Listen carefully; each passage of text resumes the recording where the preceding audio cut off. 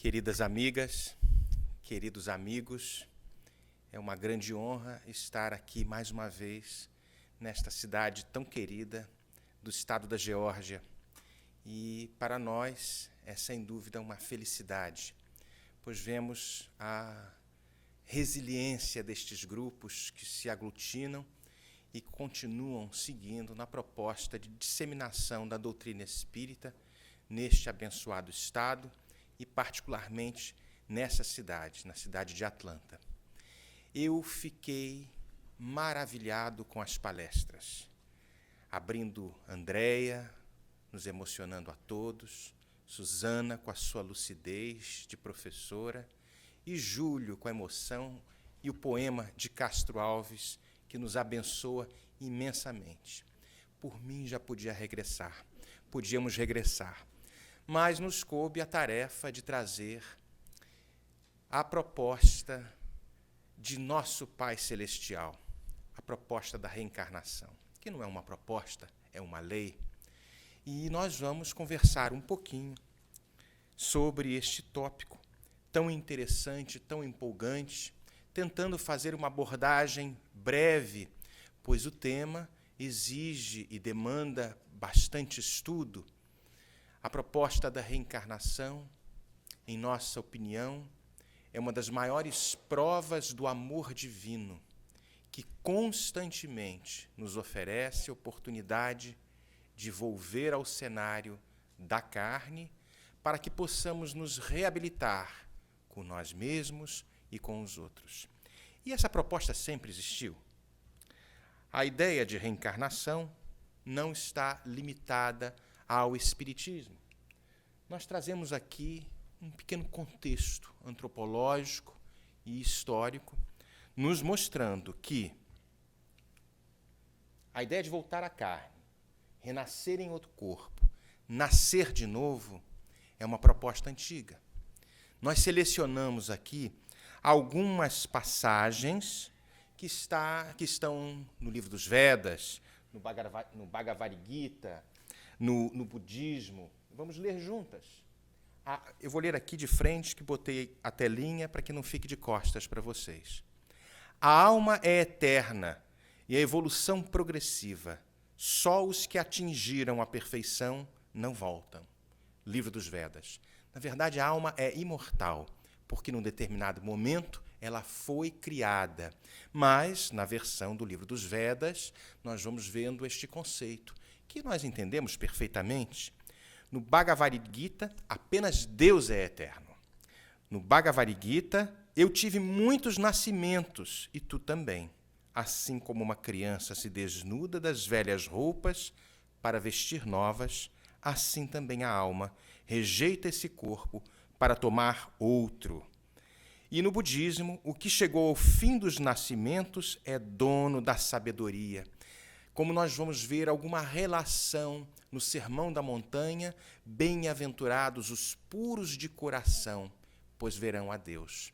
Despojando-se de toda a materialidade, completando os ciclos reencarnatórios e aprimorando-se intelecto e moralmente, para que não mais seja necessária uma experiência na matéria, encontrando-se consigo mesmo e adquirindo uma verdade que ainda nos é um pouco tênue.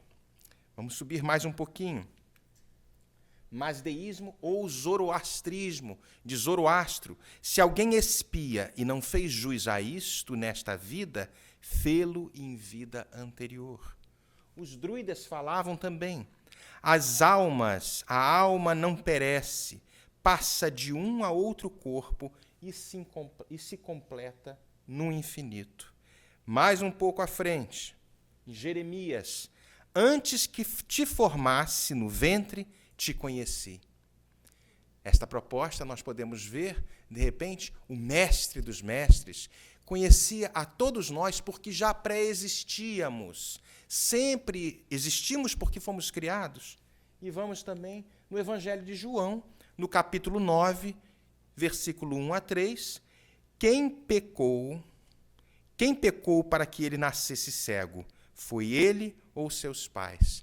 Todas estas propostas todas estas situações, nós vamos perceber que a ideia da reencarnação sempre existiu. Mas, num determinado ano de 553 depois de Cristo, havia a esposa do imperador Justiniano, Teodora, que não gostou muito desta ideia.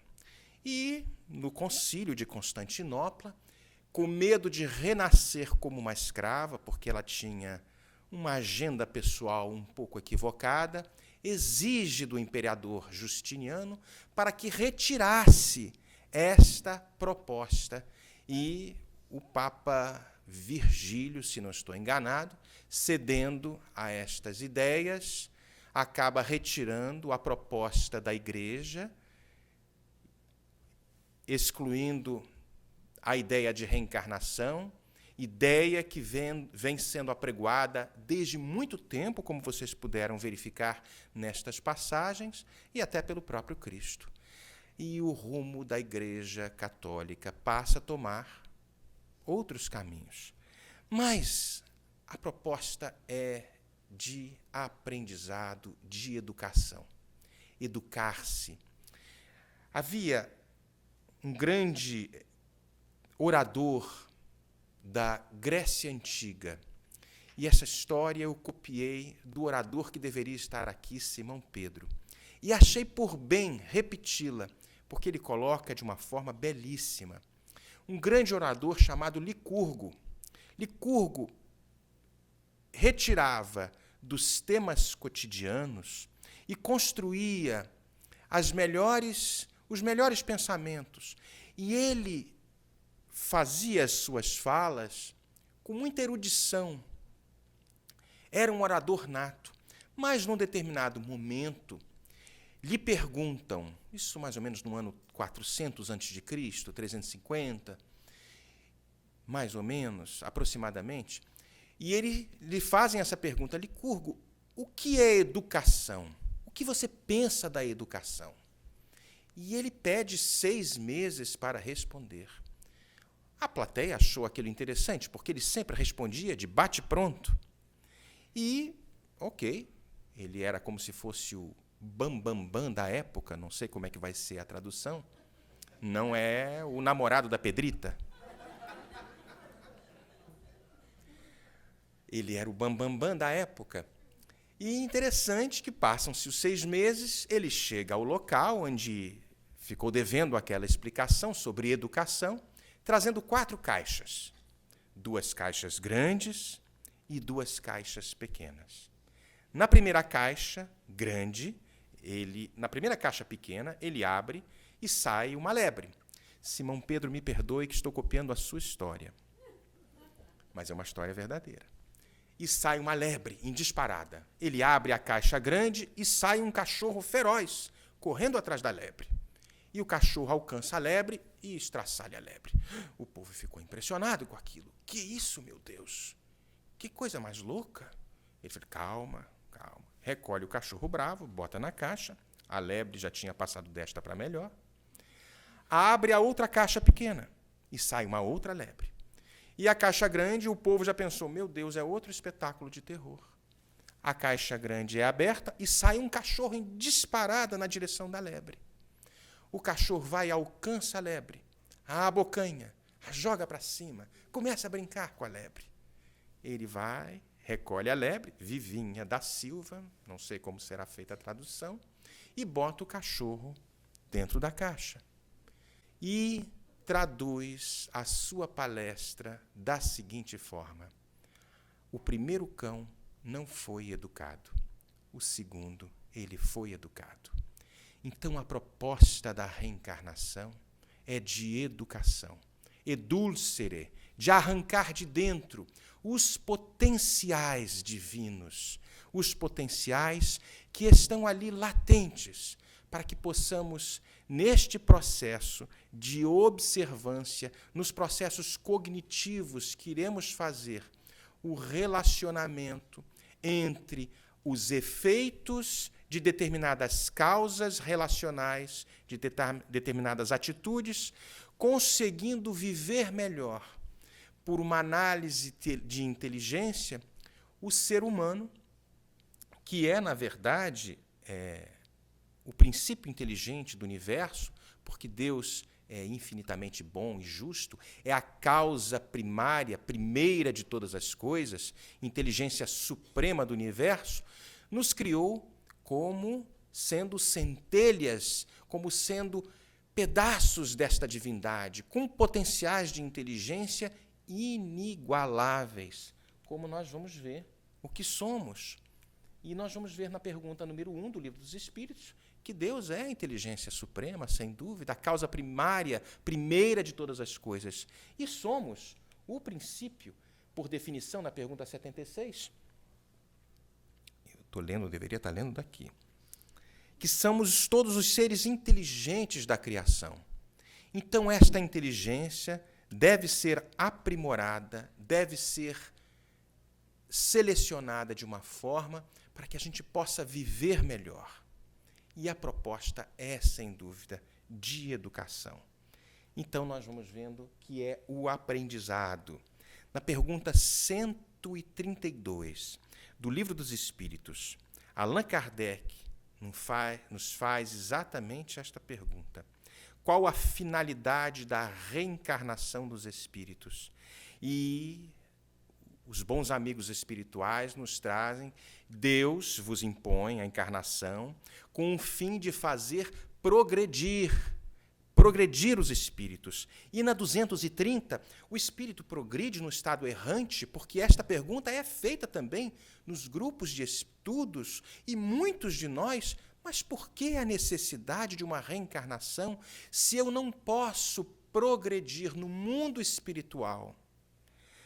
E os espíritos nos trazem: pode melhorar-se muito, sempre segundo sua vontade e o seu desejo, mas é na existência corporal que ele põe em prática as novas ideias que adquiriu.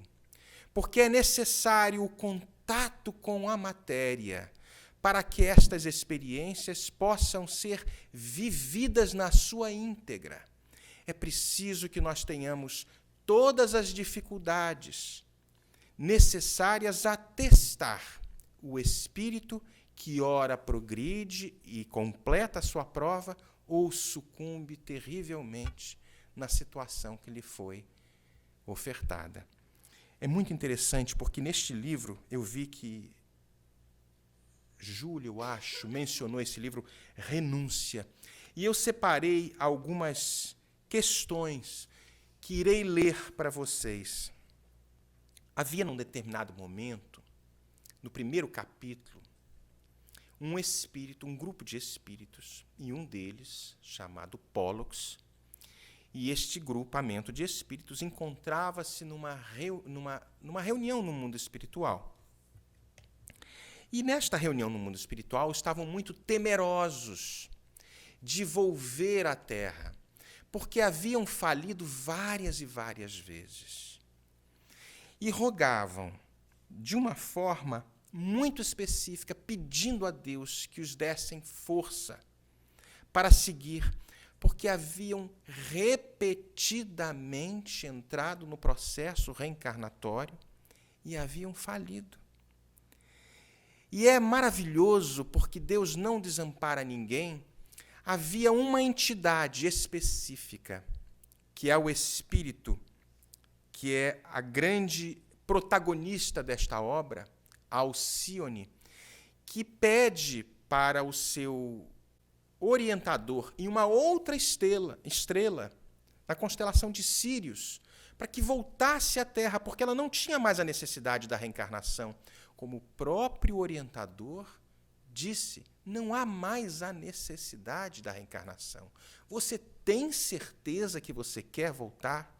Você vai estar submetida a todas as questões dos sentimentos humanos, o ouvido, o esquecimento da sua realidade. Existem possibilidades de você se comprometer, porque não era um espírito crístico, era um espírito de uma altíssima elevação. Então ainda existe a possibilidade de um pequeno resvalo, um espírito crístico, este não há mais nenhuma possibilidade de resvalar-se. Jesus não tinha a menor possibilidade de equivocar-se. Esse era a prova de balas, como a gente coloca. Então, o espírito progride no estado errante. Não. Ele progride também. Ele adquire uma série de características, ele aprende, mas é preciso que ele ponha em prática tudo aquilo que ele aprendeu intelectualmente. Logicamente que o sentimento aí está trabalhando de uma forma muito interessante.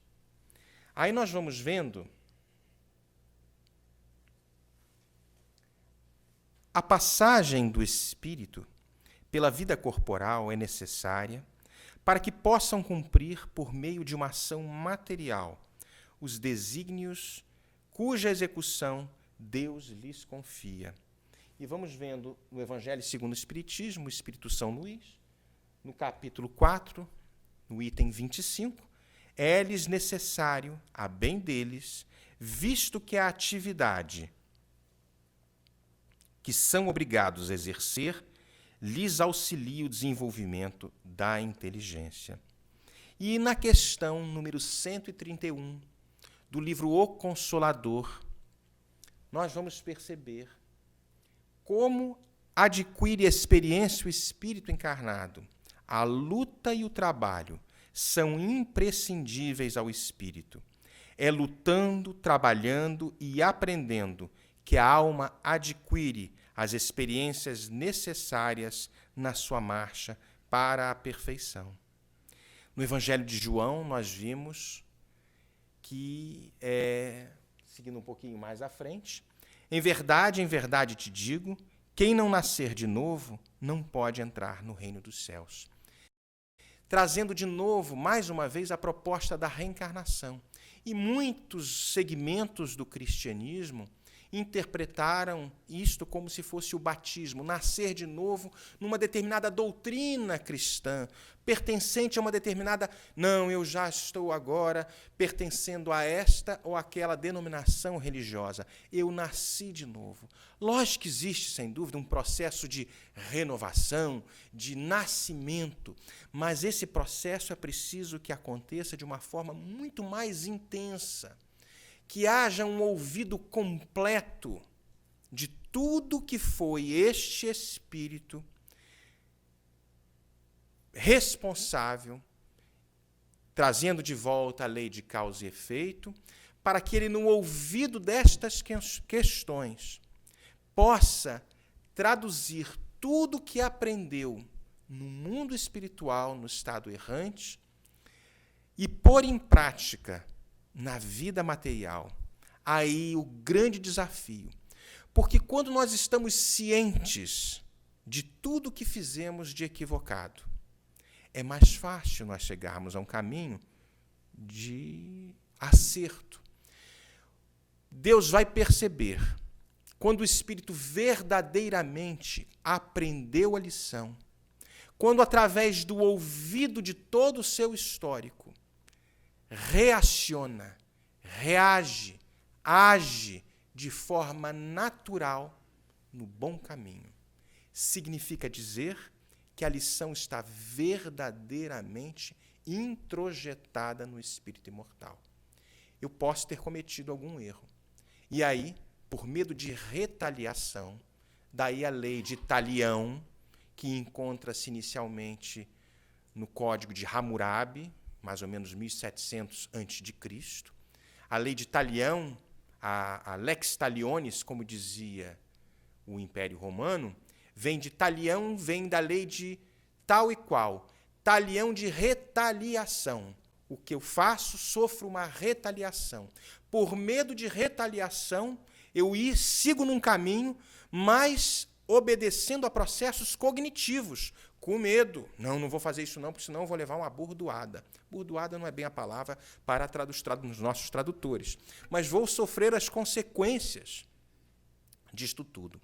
Quando este processo é automático, como nós vemos nesses espíritos como Alcione e tantos outros exemplos que a literatura espírita nos traz de forma fantástica, Espíritos, alguém me fala alguma coisa lá atrás. Espíritos que agem.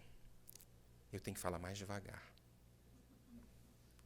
Espíritos que agem naturalmente, concitando o amor, transformando as suas ações no amor, exemplificando pelo amor, aí nós vamos perceber que a lição realmente foi aprendida. Aí está a lógica do amor divino. E é por isso que na pergunta 171 de O Livro dos Espíritos, Allan Kardec a faz para os imortais. Sobre o que está baseado o dogma da reencarnação? E a resposta: sobre a justiça de Deus e a revelação. Pois repetimos sempre que o bom Pai sempre deixa aos seus filhos a porta aberta. É uma proposta magnífica que nos traduz um amor imenso. O tema da palestra de amanhã, amor imbatível, amor. É um amor que nós não conhecemos ainda. Nós estamos nos primeiros passos, nos primeiros ensaios deste amor imenso. Andréia nos trouxe, na palestra do Céu e Inferno, o arrependimento como sendo o primeiro passo nesse processo de regeneração. E nós vamos vendo que no livro Céu e Inferno, no capítulo 7, no item 16, que o arrependimento, existem 3 etapas. O arrependimento, como ela disse, a expiação e a reparação. Os 3 processos. Arrepende-se o espírito, já lúcido de que cometeu um equívoco. Prepara-se para expiar, extrair de dentro a pureza que existe em latência. O processo educativo, edulcere, do latim, de extrair de dentro aquilo, nesses processos que vão acontecer na carne. E as reparações, encontrando onde foram feitos os equívocos, para que as reparações possam acontecer. Seguindo um pouco mais à frente, o programa reencarnatório. Nós vamos falar um pouquinho sobre o gênero de provas. Na pergunta 259 do Livro dos Espíritos, se o espírito ele pode escolher o gênero de provas que deve suportar, segue-se daí que todas as tribulações que experimentamos na vida foram previstas por nós. Cada tropeço na pedra que estava no nosso caminho foi previsto por nós. Nós vamos colocar aqui que as bases, os principais capítulos que vão caracterizar o nosso gênero de provas é que são definidos. As nuances, os detalhes, estes sim, são obra de uma série de circunstâncias. Se a gente caminha por uma rua e eu não presto atenção e tem um tijolo logo ali na frente, é possível que eu tropece. Isso estava programado na minha anterior encarnação, no mundo espiritual, para que eu tropece no tijolo na rua lá em Atlanta, caminhando com Daniel Assis. É muito difícil, né, Daniel? Mas, então, esses detalhes menores é uma questão de observância, de prestar atenção, de tomar cuidado com as coisas todas que passam. E a gente vai seguindo, porque o Livro dos Espíritos é riquíssimo em uma série de perguntas. Na pergunta 260 do Livro dos Espíritos, dando sequência, que a gente tem uma sequência muito lógica, Kardec faz uma sequência muito lógica, e os espíritos perguntam, poxa, então uma pessoa pede para nascer no meio de pessoas más? E aí nós vamos vendo a inteligência do Criador e trazendo uma frase de Mahatma Gandhi, se eu não estou enganado. É muito fácil ser puro no meio dos puros. O grande desafio é, testando as nossas tendências inferiores, fazendo a grande prova, num mundo ainda que às vezes nos instiga a situações comprometedoras. Logicamente que isso tem que ser levado de uma forma muito consciente. Se eu sou um alcoólatra, quanto mais, estou num processo de reabilitação, eu preciso ser testado. Deixa eu ir lá para aquele bar e conviver com todos os bebuns daquela região. Não é exatamente assim. Eu acho que deu para perceber exatamente. Mas o espírito, por afinidade, vai encontrar-se no processo reencarnatório, mergulhado no contexto social e econômico que lhe são necessários para que ele possa evoluir. E aí a gente segue em frente. Como é que então o espírito, simples e ignorante, sem experiência nenhuma, escolher uma prova nessa situação? Porque essa foi pergunta também 262 do Livro dos Espíritos. E Deus supre a inexperiência, traçando-lhe o caminho que deve seguir. A gente vê exatamente a beleza do Criador, que nos traz, de acordo com o nosso potencial, com a nossa capacidade de escolha, ele nos limita e nos coloca como uma criança, merece muito mais atenção e acaba sendo guiado de uma forma mais cuidadosa do que aquele que já possui um determinado esclarecimento e pode exercer o seu livre-arbítrio de uma forma muito mais ampla. Então, Deus supre a sua inexperiência, traçando-lhe caminho que deve seguir, como se fazemos com uma criança. À medida que o nosso livre-arbítrio ele se desenvolve, Deus o deixa mais livre para escolher, e as suas quedas ou os seus acertos serão, sem dúvida, tomados em consideração de acordo com o grau de experiência, de conhecimento que aquele espírito possui. Há determinismo e livre-arbítrio ao mesmo tempo na existência humana? É a pergunta do livro O Consolador, número 133.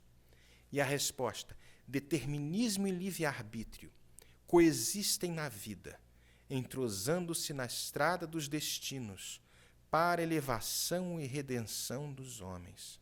O primeiro é absoluto nas mais baixas camadas evolutivas, e o segundo amplia-se com os valores da educação e da experiência. Deus não dá um fardo mais pesado do que possamos carregar, e à medida que nos elevamos nesta escalada ascensional, nós vamos sendo, sem dúvida, mais responsáveis por este processo. Está aí o livre-arbítrio. Está aí o livre-arbítrio. Na pergunta 262A do Livro dos Espíritos, quando o espírito goza do seu livre-arbítrio, depende exclusivamente da sua vontade, a escolha da existência corporal, ou essa existência pode lhe ser imposta pela vontade de Deus como expiação?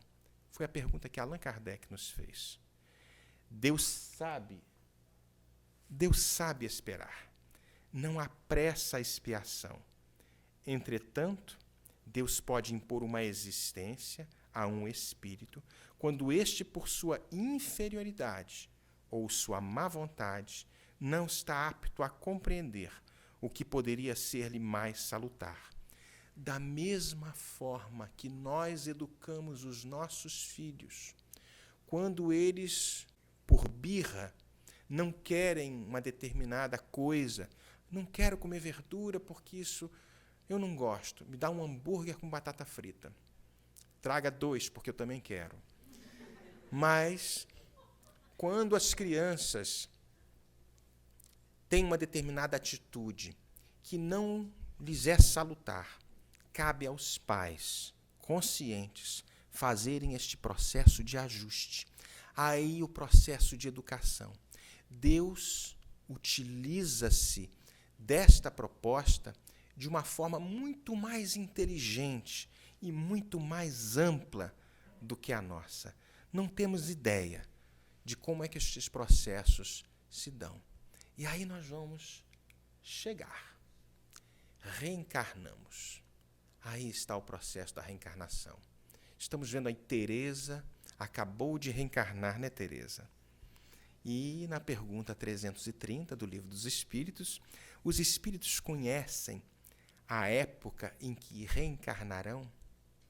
Eles têm assim um pressentimento.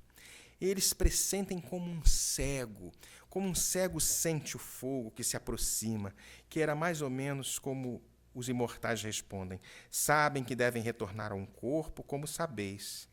Mas, vou trazer aqui de novo a nossa querida Alcione. Se é que eu vou achar.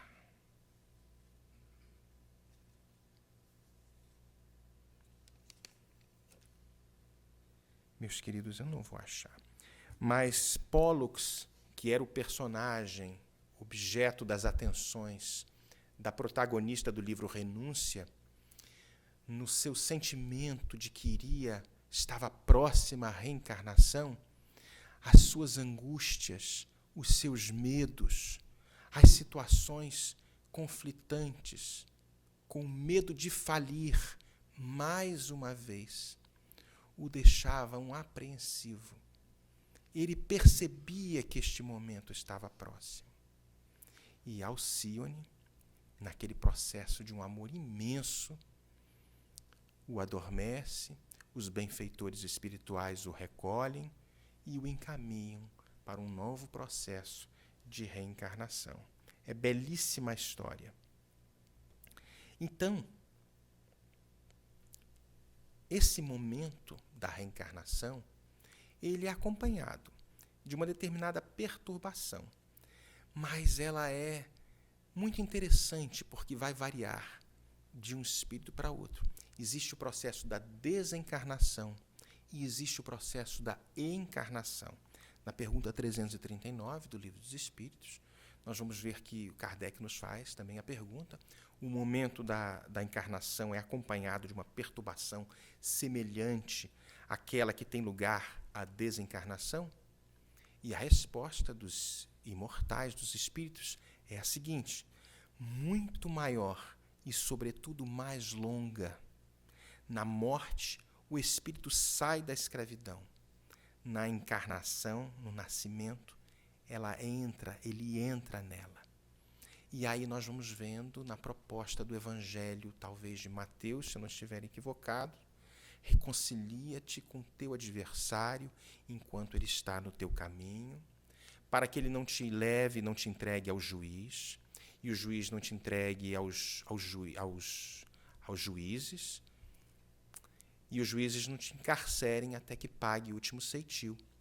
Pagar o último ceitil numa prisão significa entrar numa nova encarnação. O espírito aprisiona-se num corpo.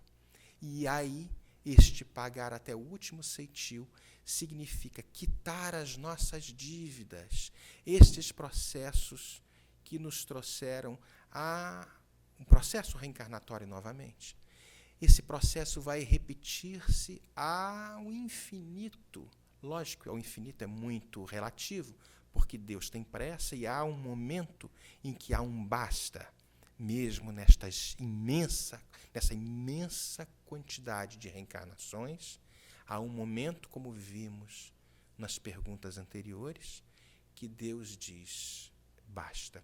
E algumas encarnações mais duras, mais limitantes, mais restritas, trazendo um grau de liberdade ao espírito endurecido no mal, para que ele possa, através dos processos dolorosos, encontrar-se, mais uma vez, no caminho reto.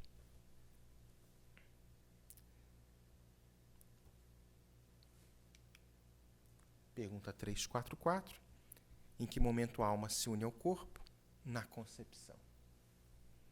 Aí dizendo não ao aborto. Porque quando o espírito vincula-se, quando a célula, quando o espermatozoide une-se ao óvulo e forma a célula única, o zigoto, o ovo, ali já estão delineados planos muito importantes. Susana trouxe a questão do perispírito, este modelo organizador biológico, que é, na verdade, a forma que faz a forma, a inteligência, o espírito, que plasma a forma, o perispírito, e a forma vai fazer a forma, direcionando a multiplicação celular nas áreas que devem ser perfeitas, outras que devem ser comprometidas, de acordo com o grau de desarmonia que o espírito possui. O complexo de culpa, muitas vezes, direciona aquela multiplicação celular em áreas que estão desarmonizadas, criando esse processo de mitose, a mitose de multiplicação celular, talvez numa área comprometida. Por isso que Deus é sábio. A proposta nunca é de punição, pois Deus, como Susana muito bem trouxe, não fica nos observando ali exatamente. Na verdade, ele fica porque é uma inteligência que a gente não consegue nem imaginar. Mas ele observa a todos nós através de processos inimagináveis, de um fluido tenuíssimo, como se fosse o hálito divino. O fluido nervoso, o fluido cósmico universal, que permeia, interpermeia cada orifício menor que existe em todo o universo. E através deste controle no bom sentido, não derroga as suas leis. A lei é de amor, de justiça e de caridade.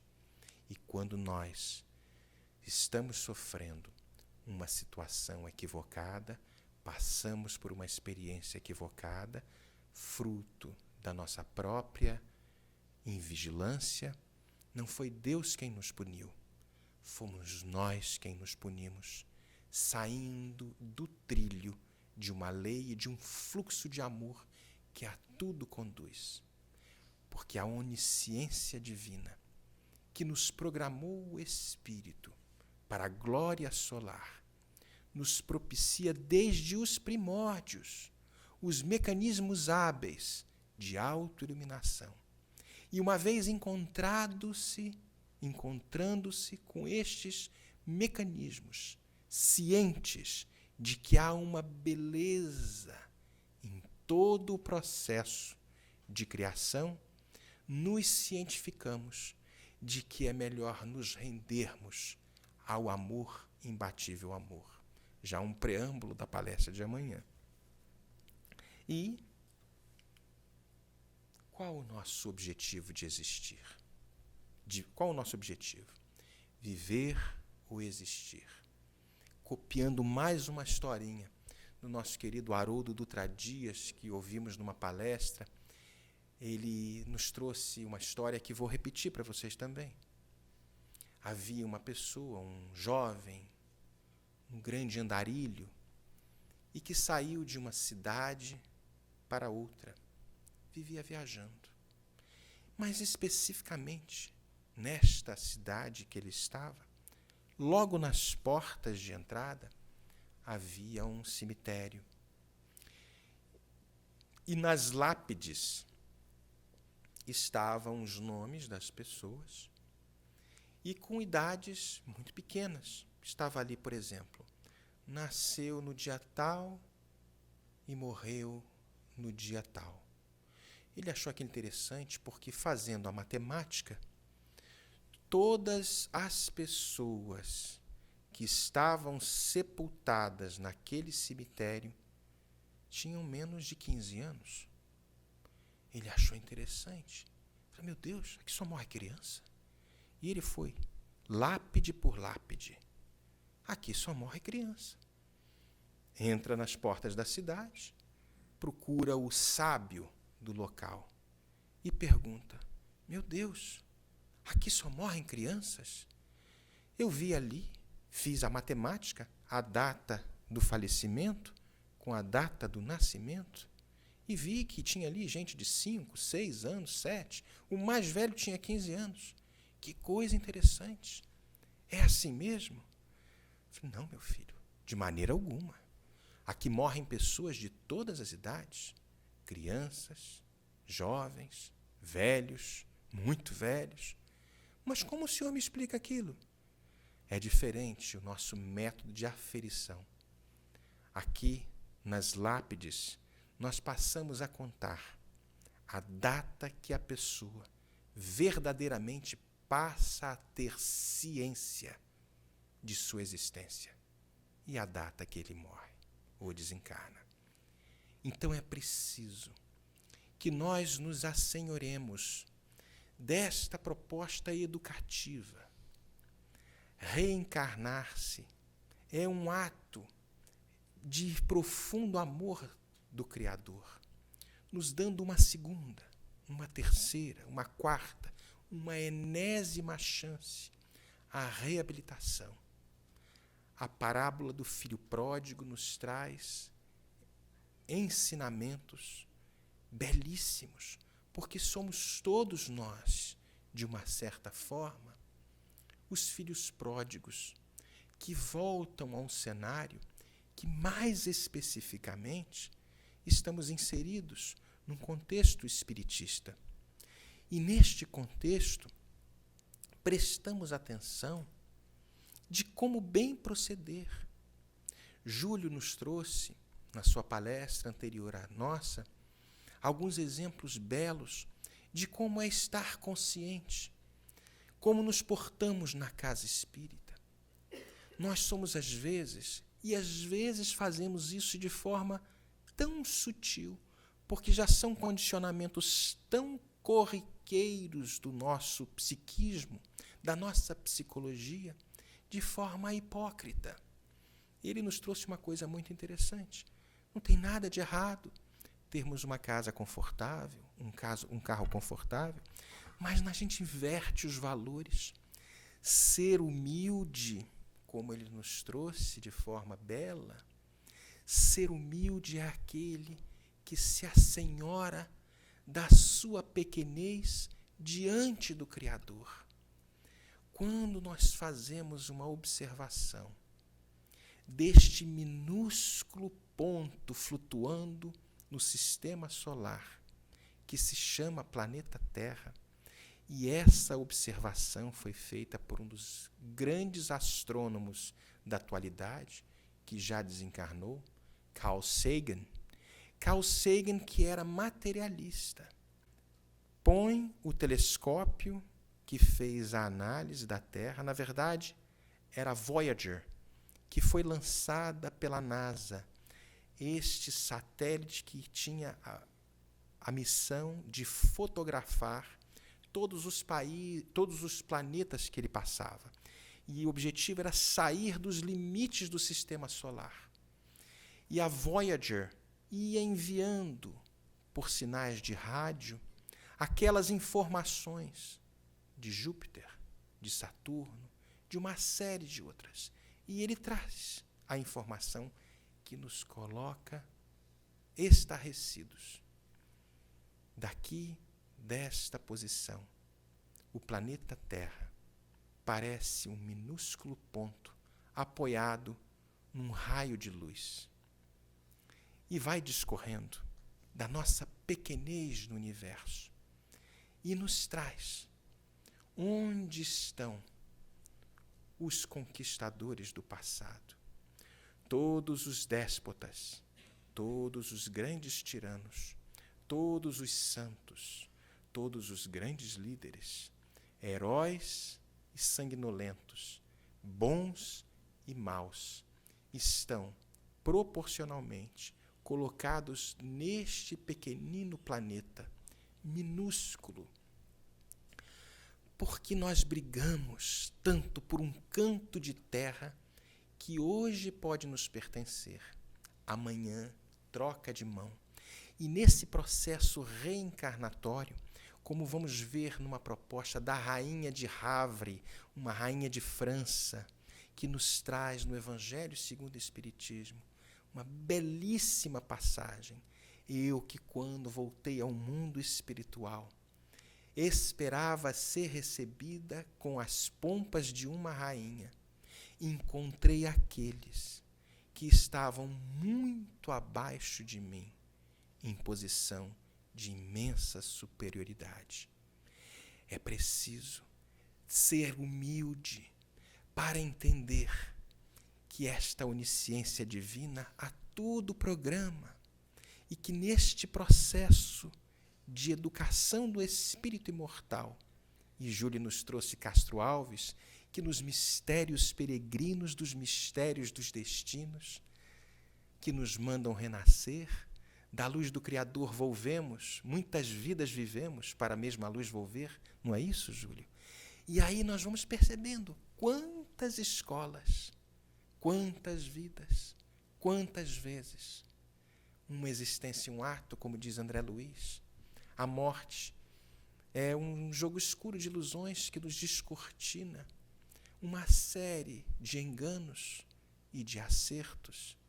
É preciso prestar atenção e seguir em frente.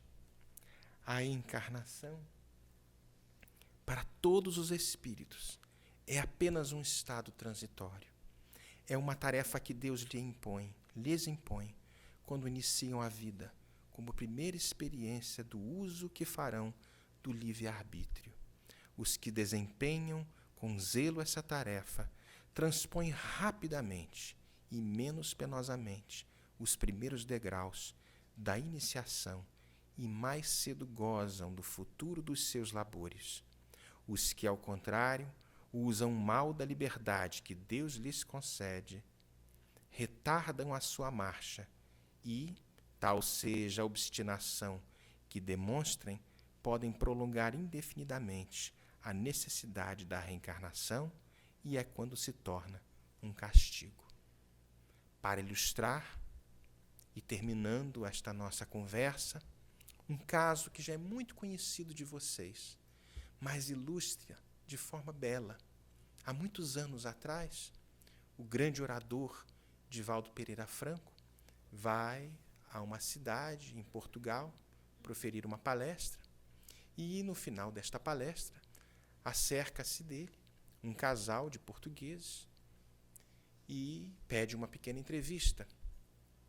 Ele conversando com este casal, e eles se identificam, falam: olha, nós não somos espíritas, mas estamos com uma dor muito grande. Nossa filha tem pesadelos atrozes. Já há mais de um mês não consegue dormir. E nós estamos desesperados. Gostaríamos que o senhor fosse até a nossa casa. Ele disse: eu não tenho tempo, eu peço perdão. Eu tenho uma agenda cheia. Mas o pedido daqueles pais foi de tamanha emoção que Divaldo sentiu que deveria modificar ligeiramente a sua agenda para conhecer esta menina, objeto da sua mais profunda aflição. Ali se encontrando, percebe uma menina muito aturdida, com a mente um pouco embaraçada, complicada. E ele disse: vamos orar para ela. E não deu maiores explicações. Conversou, pegou o endereço, daquela família que passou a corresponder-se com ele. E Divaldo, num determinado momento, numa reunião mediúnica, um espírito manifesta-se através da mediunidade de um outro médium, que não sabia da história, e traz uma situação bem interessante. Havia um espírito que estava extremamente enraivecido, com raiva de uma determinada moça, e manifestando-se, falava: vou matá-la, vou acabar com a vida dela, e depois vou matar os pais, porque eles não merecem viver. Tentaram demover aquele espírito daquela situação lastimável, mas o espírito não foi demovido e seguiu, conduzido naturalmente pelos outros benfeitores, que o deixaram ir, respeitando o seu livre-arbítrio. Passa mais uma reunião, e o espírito volta, nas mesmas condições, reclamando, com raiva, com ódio. Nada havia sido conseguido também.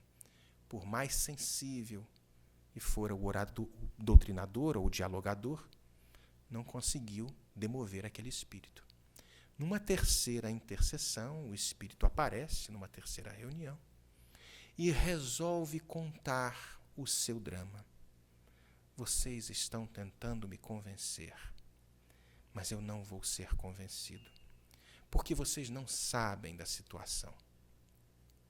Eu era um padre em Portugal e descreve a situação.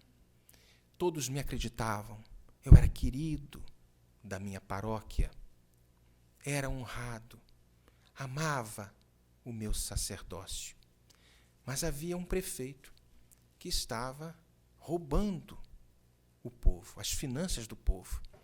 E eu resolvi denunciá-lo numa semana que haveriam comemorações, publicamente. E ele resolveu desafiar-me. Vamos ver quem é aqui que vai ser desmascarado. O padre não entendeu muito bem. Passa-se uma semana e a esposa do prefeito, que era muito bonita, extremamente sedutora, chega a uns 30 minutos, 40 minutos antes da missa principal, chega até o padre e declara-se para ele. Ele não entende muito bem aquela situação, e ela era muito bonita. E ele fala: meu Deus, o que é isso? E ela se entregando, se insinuando que eu amo muito, vamos fugir daqui. E ele quer fugir, mas ao mesmo tempo não quer fugir, porque aquela situação complicada. Num determinado momento, ela meio que se abre um pouco as roupas, se joga nos pés dele, pedindo: fique comigo, eu te amo profundamente. As portas do convento se abrem, era o prefeito e o delegado da cidade, que observa aquela cena de forma estarrecida. Estarrecidos estavam todos eles. E ela muda o discurso: me solta, ele me agarrou. Este homem é um louco. Não é preciso ser muito inteligente para perceber que o padre passou a ser execrado na cidade e que provavelmente nenhuma das suas falas teria uma credibilidade. O bispo o reloca para uma cidade afastada, num país da África, onde ele morre amargurado, jurando vingança àquela família. Pouco cristão ele era. Mas são os processos da dor. Talvez nós fizéssemos o mesmo, porque nenhum de nós sabe os leões que existem dentro de cada um de nós. E nesta explanação da dor que ele tinha e possuía muito intensa, o doutrinador ou o dialogador, de forma muito habilidosa, entende aquele drama e fala: e aí? Não, eu estava passeando, eu estava atordoado naquela região de Portugal, quando identifiquei uma vibração, um pensamento, uma sintonia que me era familiar, e segui aquela moça. E no momento do sono, o espírito da moça se desprendeu. Naturalmente, nós saímos do corpo, não totalmente, e este espírito reconheceu. E ali passou a obsediá-la, a segui-la de uma forma quanto mais. Todo esse processo gerou, ele não deixava ela dormir, ela tinha pesadelos terríveis. Quando ela começava a fugir dele, ele a pegava pelo pescoço, no sono, como enforcava ela, e ele tinha o seguinte plano: vou fazer com que ela se mate, porque não vai conseguir dormir, e os pais, por estarem com um extremo pensamento, com um sentimento de culpa, vão se matar depois, vendo a sua grande querida, a sua grande filhinha se matar. Então eu pego eles do lado de lá. E o espírito começa a ser esclarecido pelo dialogador. Fala, não faça isso. E todas as argumentações que a doutrina espírita nos traz, de forma belíssima, são colocadas. Mas o espírito ainda estava extremamente cristalizado na dor, no ódio. Mas prometeu que não iria se vingar. Falou assim, então afaste-se dela, pelo menos. Tá bom, não vou me vingar. Isso foi um processo. Nós estamos abreviando aqui porque o tempo é curto. Todo esse processo foi esclarecido. Ele resolveu separar-se do espírito. Tá bom, eu não perdoo, mas vou deixá-la em paz. Passa o tempo.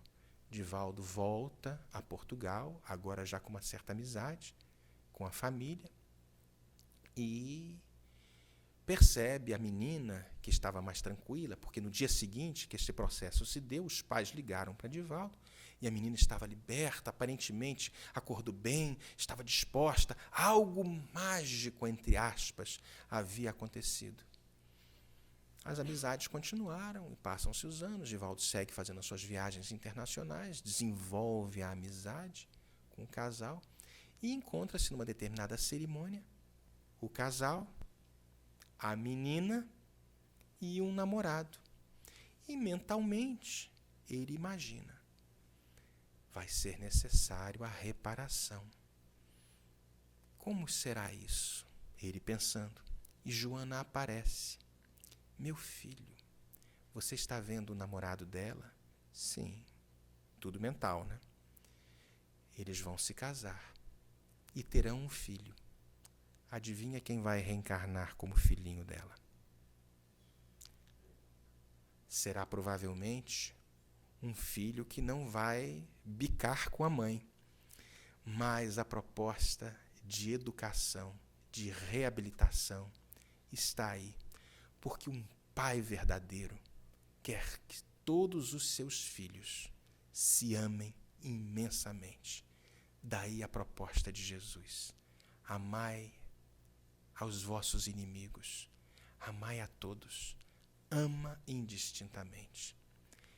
E terminamos a nossa história agradecidos desta oportunidade com o retrato da lápide onde está Allan Kardec no cemitério Père Lachaise. Nascer, morrer, renascer mais uma vez, tal a lei.